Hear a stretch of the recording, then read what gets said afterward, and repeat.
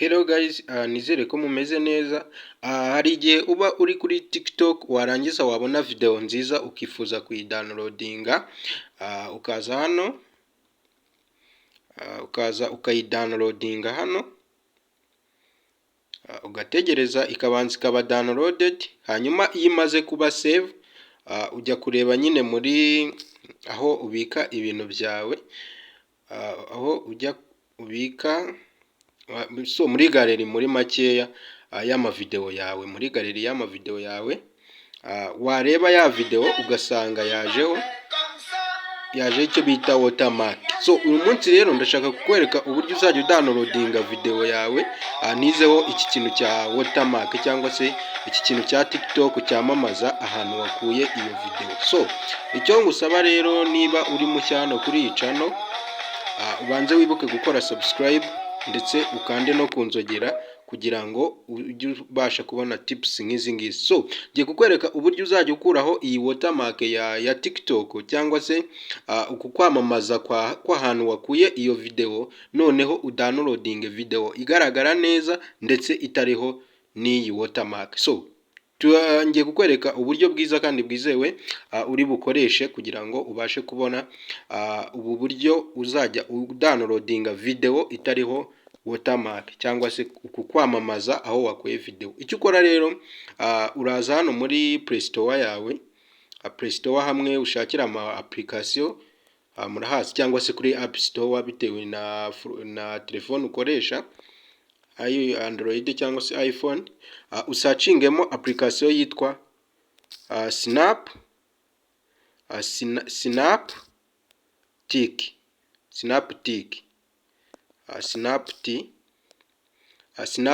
Nizera ko muri kuyibona hano, Snaptik dore niyo hejuru. So uraza usearching, hanyuma numara gusearchinga barakwereka ama application y'ubwoko bugiye butandukanye, ariko wowe application uza ukadownloadinga ni application yanditseho Snaptik. Iyi ngiyi yonyine uraza uyidownloadinge. Ndizera ko muri kubona ukuntu imeze. Iyi niyo uza ukadownloadinga yanditseho Snaptik. Ndizera ko muri kuyitegereza, murabona ko ari 2024 kandi yanditseho no watermark. Muri kubibona neza cyane.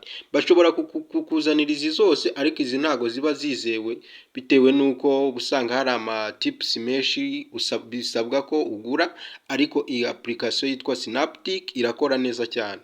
So uraza ukora iki rero, uraza uyidownloadinge, numara kuyidownloadinga urayifungura, numara kuyidownloadinga, hanyuma rero nabo baba bakwereka uburyo ushobora kugura ukayikoresha iriporo, nabyo ndaza kubibereka. Noneho urasubira inyuma hano, murabona yuko nkuko tubizi nyine kuri Instagram naho ushobora kujyaho wakuraho video nka kuriya nayo ikaza iriho watermark. Nabyo murabizi ko Instagram nayo igira watermark, buriya niba utabizi uzabibona. Nayo iyo wadownloadinze video uyikuye hano, nta kundi watermark ntabwo izaho. So tugiye gusubira kuri TikTok rero, mwereke uburyo uzajya udownloadinga video itariho watermark. Uraza, so numara kugira hano kuri TikTok, urakora kuri aka kantu kanditseho share, aka kagashare uragakandaho. Numara kugakandaho rero barahita bakuzanira aka nanone, ahangaha banditse ngo copy link. Muri kuhabona hano, uhakande. Numara kuhakanda, link iraba yabaye copied, hanyuma ugaruka hano inyuma kuri ya application. Ukigeramo bashyiraho ibi byo kwamamaza, ariko ubwayo ihita pastinga ya link. Murabona ko link yamaze kuyipastinga. So urategereza, biraba biterwa na network ukoresha. Iyo utu tuntu two kwamamaza tujemo uraduskipinga nyine tukavaho. So hano rero ikiza ki application udownloadinga video iri muri HD. urakandaho hano handitse ngo HD.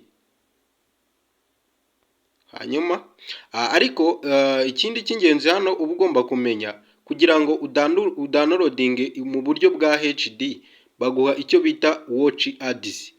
Ureba ama ads nyine yo kwamamaza kugira ngo udownloading video igaragara neza. N'utu ads tw'udusegonda nyine tw'amasegonda make, ugakandaho amasegonda 30 yonyine ugategereza. Biroroshye, utegereza amasegonda 30 kugira ngo ubashe kudownloadinga video iri HD igaragara neza. Urategereza, ni ukuvuga ngo baguha inshuro ebyiri zo kugira ngo udownloading video iri mu buryo bwa HD.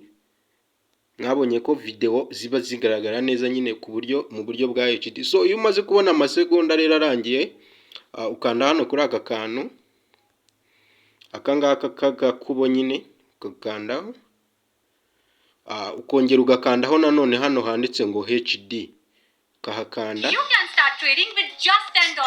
Try export option. I have $12 on my account. Ugategereza, nongera kukwibutsa niba utarakora subscribe kuri channel, nyamuneka kora subscribe kugira ngo ujye ubasha kubona video n'izindi. Hari igihe ujya kuri TikTok ugakunda aka video nka kuriya, warangiza ukabangamirwa nuko wakadownloading kakazaho kiriya kintu cyangwa se kiriya cyamamaza nyine aho wakuye iyo video, aricyo twita watermark. So hano rero iyo umaze kurangiza video ako kanya ihita ijyaho. Murabona ko ubu tuvugana video yarangiye. Tugiye gusubira muri gare yacu turebe se koko watermark yagarutseho. Tugiye gusubira muri gare turebe kuri ya video twa downloadinze ko watermark yagarutseho. So sinzi niba muri kubibona, murabona yuko video dukuyeho none ahangaha itandukanye. Dore imwe ya mbere ni iyi ngiyi, murabona ko iriho watermark, ariko video nanone dukuyeho mu kanya murabona ko ntinagaragara neza. Sinzi niba muri kubibona, ntabwo igaragara neza rwose. Ariko kangwereke iyo nkuyeho nona, murabona ko igaragara neza kandi nta watermark iriho. Nizere ko muri kubibona, murabona ko video dukuyeho ubu ngubu igaragara neza mu buryo bwa HD. Sinzi niba muri kubibona neza. So iri application ni application yizewe, kuyikoresha n'ubuntu nabiberetse. Icyambere ni ukumenya application downloadinze kariya nyayo. Naberetse uko yitwa Synaptic. Yitwa Synaptic. Urajya kuri Play Store, nta handi uyivana, nta handi iri uretse kuri Play Store. Ngiye uko yitwa hano kuri Play Store. Ni ukuvuga ngo ndabizi neza ko abantu mukunda gukura video kuri TikTok, ariko kari akantu ka watermark kakababangamira. So niyo mpamvu rero uyu munsi nabateguriye iyi video. Application iyi ngiyi yitwa Synaptic. Ndizera ko urasacingamo iri zina uko ryanditse, Synaptic. Ni 2024, murabona ni nshyashya, kandi ikindi no watermark, nta watermark iriho. Ni application rero yakunzwe n'abantu benshi, ndetse n'ujya hano mu bayirebye nabwo ushobora kubona utu tuntu twahanga ukabona yuko ariyo application twagiye dukoresha mu kanya. So nubona izo uri gukandaho zitameze gutya, umenye ko wibeshye iyo application. Murabona ko ni application ifite inyenyeri enye kuri esheshatu.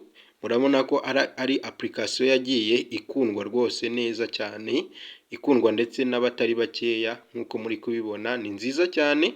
Nawe rero nuyikoresha ntuzongera guhangayikishwa na kiriya kintu kiza kuri video iyo uyidownloadinze, aricyo twita watermark. So ndabashimiye guys, mbibutsa niba uri mushya hano kuri channel ukaba utarakora subscribe, nyamuneka kuyikora ni ubuntu.